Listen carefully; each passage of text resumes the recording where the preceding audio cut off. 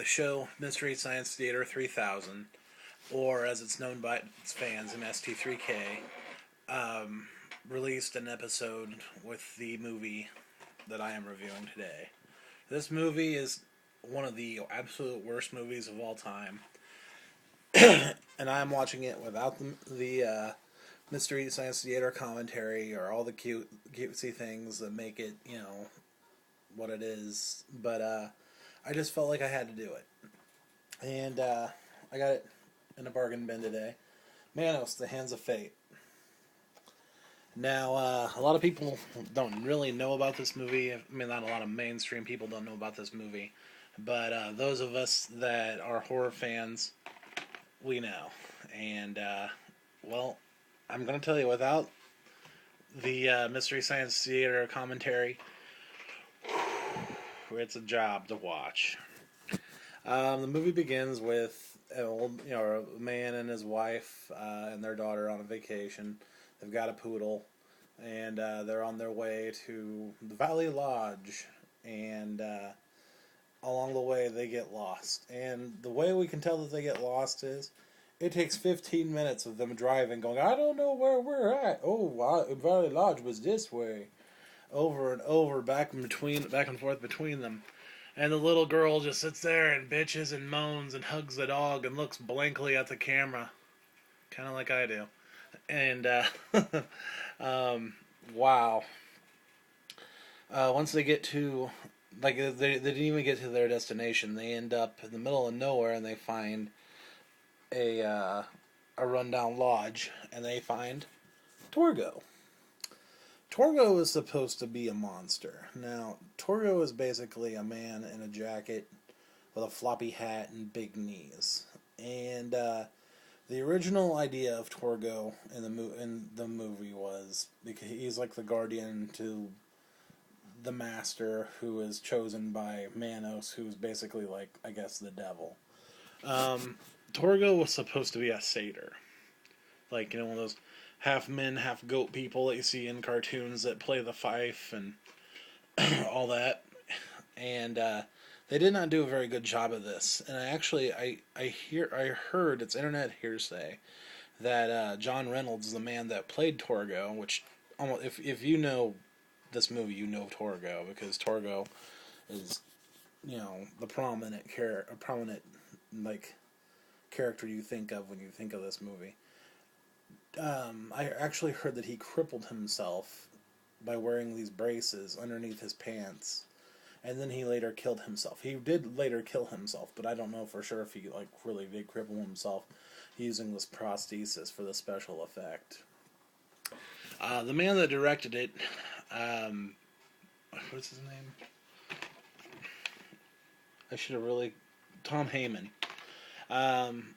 He made a bet with a friend that he could make a movie so low budget and make a big hit out, because everybody was making low budget hits at the time. George Romero had made Night of the Living Dead, and Tobe Hooper had made Texas Chainsaw Massacre, and he decided to throw his hat in the ring to say and make Manos The Hands of Fate.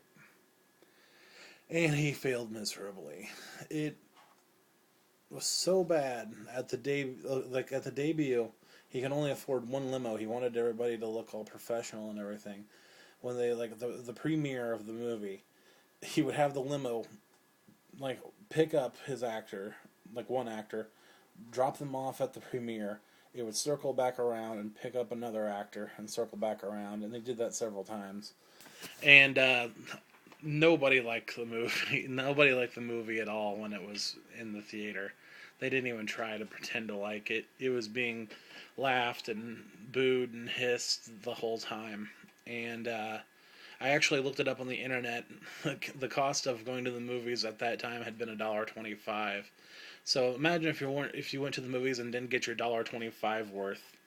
This is how pissed off these people were.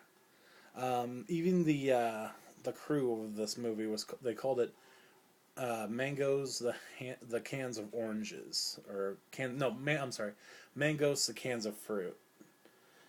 instead of Manos, the Hands of Fate. Which another kind of funny thing about the movie Manos, Hands of Fate, is the Manos is, I think, I can't remember what language it is. I think maybe Latin. And it's supposed to be hands. So the movie is Hands of Fate. Not really a whole much left to say about this. I mean, it is the worst movie of all time, and I think it's. I mean, it paved the way for movies like Troll 2 and Disaster Movie and other things. But it's actually, I think, on Internet Movie Database, it's number 8 of the bottom 100 of all time. So, not really a whole lot left to say. If you feel abusive, this was like $3 or $4. If you want to laugh your ass off, check out the Mystery Science Theater version because it's much more enjoyable. Actually, that version is pretty it's pretty low quality to begin with, and it's actually missing about maybe 10 minutes. The running time was 109 minutes. One more thing about this movie. To give you an idea of how bad the budget is in this movie, the movie was filmed with a camera that could only film for 30 seconds and did not have sound. So they had to film this movie 30 seconds at a time, and it did not have sound. And the people who the people who dubbed it, it was 2 men and 1 woman. And I actually read that the little girl that played the little girl Debbie in the movie, when she heard her voice being dubbed, she actually started bawling. So it's pretty bad. I mean, it's a labor to get through unless you're watching the Mystery Science Theater version. And I've went on about this long enough, and check it out. Check out bandfromthevideostore.com. I'm always adding new material, and thanks for watching.